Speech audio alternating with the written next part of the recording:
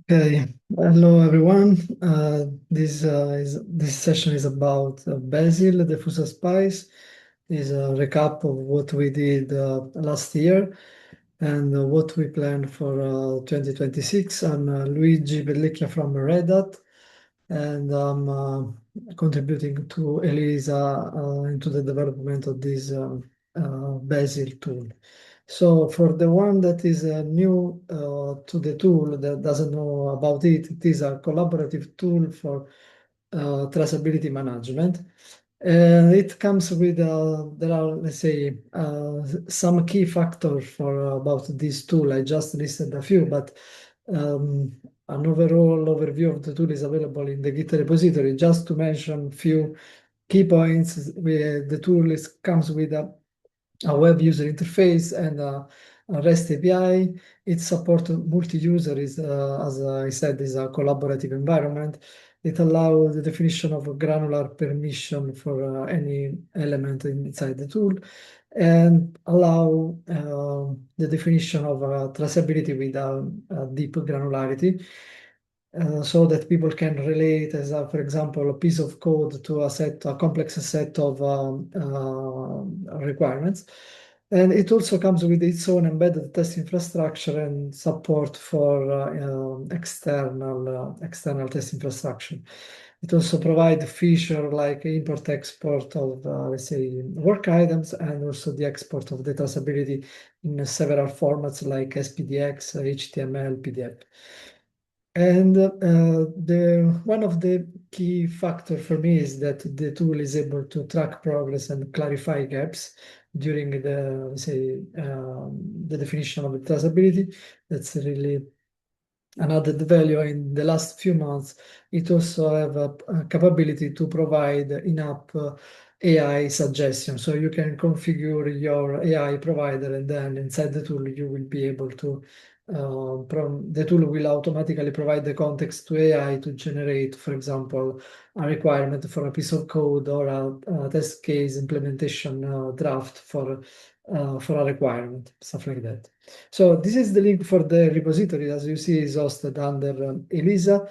The tool born at Red Hat during our approach to the automotive industry, and has been later on, let's say, shared with ELISA, and actually now is open source and developed as ELISA. So just to have an overview how the tool looks like, so because otherwise we talk about so something that is really abstract, but for the one that is really new to this, so this is how the tool look like. This is the mapping view where you see a reference document that in this case is um, man page for a syscall has been divided in section. Each section has been related to a set of different requirements. So for example, in the second part, you see there are some open source tests that has been related to a piece of the specification. That is just to talk about something that is visible. So let's talk about what we did in 2025. I divided in a quarter, so that will be really easier to go through the measure achievement. So we improved the API unit testing. That was, let's say, one of the main focus for the tool anytime. So and we look at the user experience. So we provide a set of features to simplify and to have a better user experience. So for example, the possibility to easily assign user permissions and to clone those permissions across multiple software components that can be otherwise a time-consuming effort. We also introduced the possibility to import work items like requirement test cases from external sources, and some initial effort on exporting the traceability matrix in SPDX Model 3. Then we extended the support to multiple browsers because at the beginning the application was only available for Chrome. That moving to the second quarter, sorry, we keep the focus on the AI quality. That is still something that we care about, and But we also focused on other few things like the test infrastructure. We extended the support for external test infrastructure to Lava, that's a linear automated validation framework. And because we already supported the many like GitLab, GitHub, Testing Farm from Red Hat and others. We also, let's say, introduced some improvement on the containers because the main deployment is based on Podman. Actually, it was based on Docker at the beginning, but anyway, is made based on container. And we moved from 1 gigabyte and half to 165 megabyte, at least for the backend. And then we fixed also some NPM vulnerabilities. This quarter, we also introduced support for code coverage for the API for the backend. So we are continuously monitoring the code coverage of the tool. So with, let's say, the goal of, let's say, reaching the best that we can with the time that we have. The third quarter, it was time for major changes. So the tool at the beginning was based on SQLite, but it's a collaborative tool and it also supports test infrastructure. So there are many concurrency in during, let's say, the usage of the tool. So it was, let's say, a must change that we had to go through. So actually the tool support PostgreSQL that allow us to really better deal with the concurrency request. That work quarter also we introduced the AI features. So for I say really have support from an external AI during the daily work. And we refined the SPDX3 export because the initial approach was not that robust. And then we had to completely rework that in the third quarter. So in the last quarter, we introduced a major point that is the first bullet here, traceability as code. We will see on a slide later that we'll discuss a bit more about this feature, but it's an attempt to define a standard on the definition of a traceability and move all the definition in a configuration file. That's the high level overview.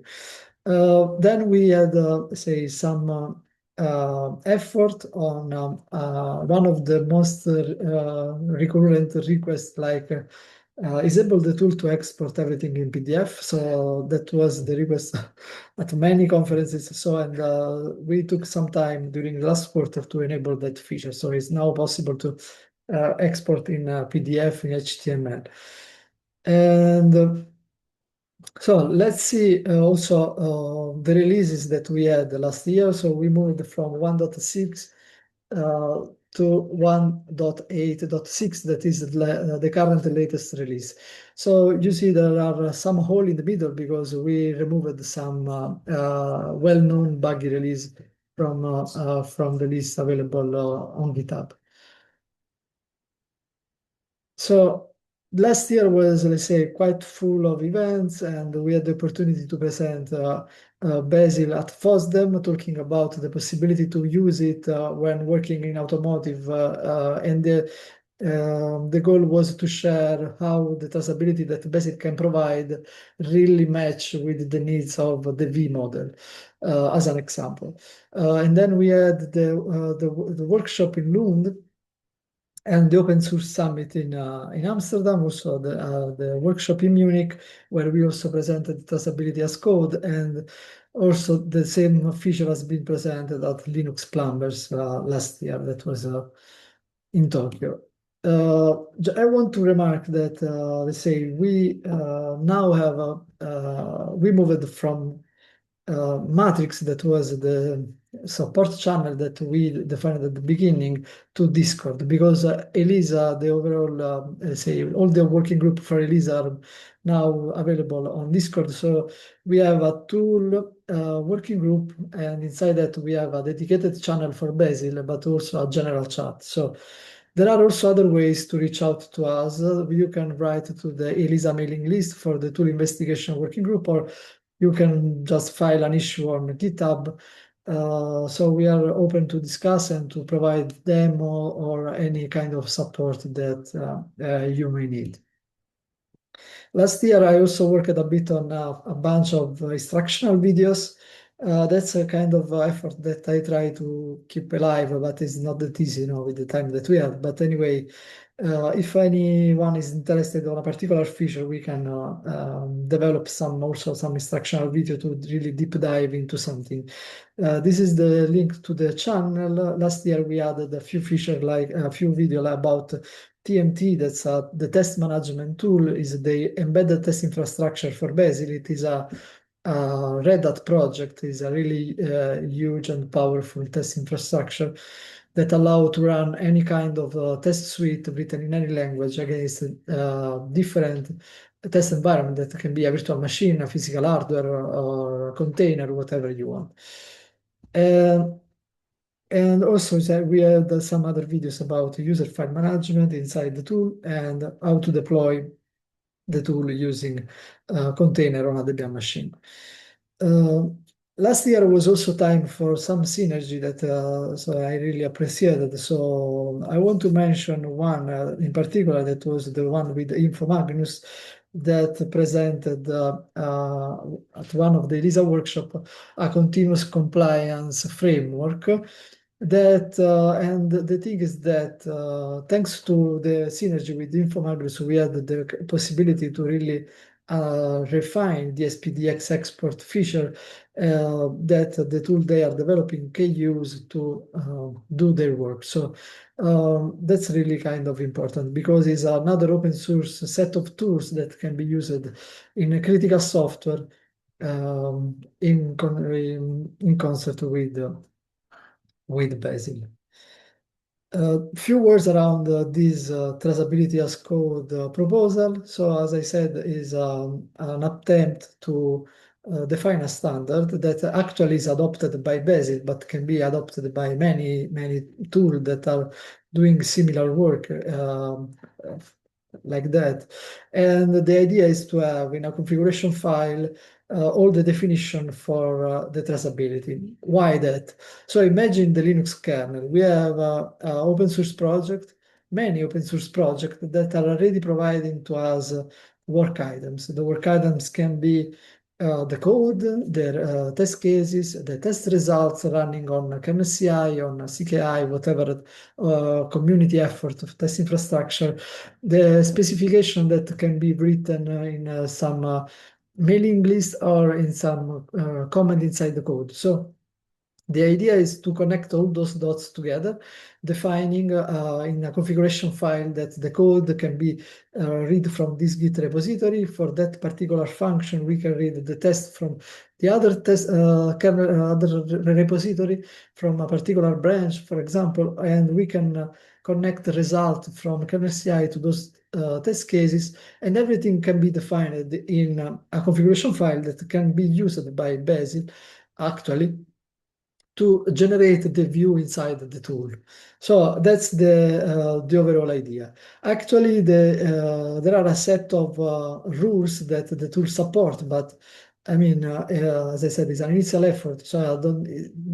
This proposal is not aimed to be, say, the final version of the tool. So it's just starting proposal, but is already able to do many things. So if you want to give it a try, you can already use it on an ELISA instance that we have, and I will show the link later on. So what are the goals for 2026? So in general, from my experience, the goals that we defined at the beginning are just a small set because many things arrives during the year. So, but yeah, let's see what we have. In March, Elisa scheduled a seminar for Basil because from last time that we had a seminar, the tool completely changed. So it's time to have a new one. So we will have, say, an extensive overview of the usage of the tool, say, talking about all the features that we can in the time that we have. It's 1 hour. And yeah, I shared the link, but you on the Elisa Tech website, you can easily find the how to apply, let's say, to the seminar if you're interested. The roadmap about the features that we have in mind on the development of the tool are listed here. So just a bit. For example, I have in mind to design a baseline for traceability, so to have a picture in time of what was, let's say, the traceability for a particular version of the software, so that can be used as a reference later on. Even if today we can export, let's say, a picture in any format, SPDX, HTML, PDF, having a picture inside the tool that can be also, say, visible from the UI can be really useful. As I said, the API test coverage is every time something that we have in mind, and also want to extend the traceability as code feature to also connect the test results to test cases, because actually the traceability as code arrive from code to test specification, software requirement, documents, test cases, but is not able to connect test results, and a few others. And we will take a look at all the issues that will be filed on the GitHub as well as usual. As I said, ELISA is providing access to a public instance that looks like this. So essentially, is really an accessible instance that anyone can join, creating an account, and I'll be, let's say, informed about any new access, any new account at least, and I can enable the user that want um, to work with it. So when you access the instance, you cannot modify software component or analysis that someone else is doing, but you can request the work permission to the write permission, sorry, to any of the existing software component. But you are also you need to feel free to create new items. There is not a problem at all. It's not intended to be a real work. It's a place where people can really experiment with the tool. Okay. This is the URL of our instance, so it's available in the slide that so I will check how to share with everyone later on with me. And that's all from my side. So if there is any question, I'll be happy uh, to answer. And thanks to Elisa for organizing these annual updates.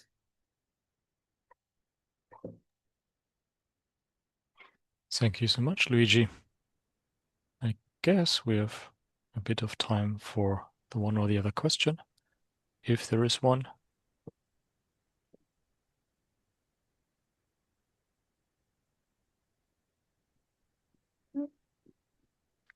Okay, yes. I just gave you the permission to talk. Thanks, Min. Nice work, Luigi. One of the things that's happening right now on the SPDX side is there's a 3.1 release candidate that was released just before FOSDEM.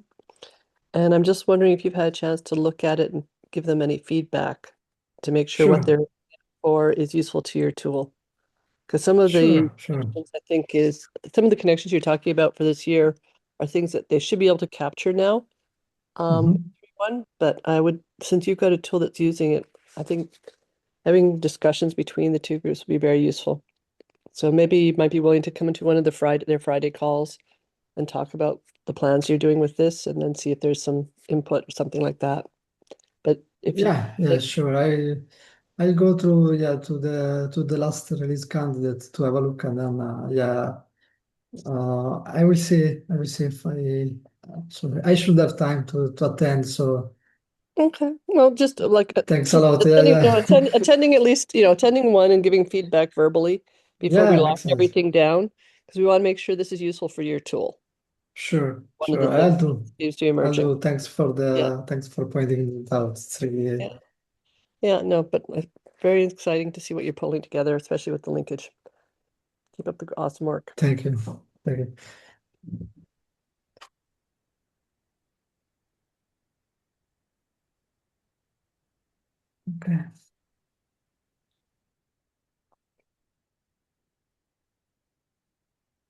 Okay. I guess Philip, I don't see. I was wondering, we on the schedule, we talked about, obviously, Luigi, you give a nice overview of BASIL. Do we want to talk a little bit about the tools working group? Yeah, I guess that's a good idea. We have a few minutes. Yes, a few minutes. And what we had on the first day in the overview, you could see that there is actually a tools work group. And due to capacity reasons of the original lead and host of the tools work group, he had to step back last year. And now we're still looking for a new host. So the tools work group started off in an initial round to look also like how to do code contributions to the Linux kernel. This was one element, and it was also looking for specifically for tools which may detect vulnerabilities, issues, bugs within the Linux code, and then how kernel code, and then how to bring this back and upstream that the fixes got in. For this, also some tools were used, set up in the ELISA server, and once this was completed, we widened the scope a little bit, changed the lead for the first time, and brought in also things to have discussion point on topics like BASIL, but we have also tool chaos enough. And we are now in a process where we could shape this again. We could bring in more ideas on tool qualification. What role does it have? We could pick up compiler topics like with the LLVM, which start with a qualification group. And I guess this is really a field where we could move forward and where we could also benefit from showing like a volunteer. And it actually does not mean you need to be member of the project. Of course, it's beneficial, but if you're from academia or from industry, if you want to step in, feel free to just come up. We have also the Discord channel for the tools work group, so to have a lower entry hurdle, or low entry hurdle to no entry hurdle by joining there. The mailing list is also active. You can also put it to the devil mailing list. So whatever channel you find, it should find the way to us to discuss about it. And I'm quite convinced that Luigi, Alessandro, and others from the community who also work on tools will be happy to support you as a potential new lead. And yeah, I guess that's the core of it. So we're open to shape it. There's Min pasted the current scope into the chat. And by becoming a workgroup lead, you also will be part of the technical steering committee and can decide on directions and influence the discussions, which we also take in ELISA. So that's something which can be also benefit. Yeah, I guess this is a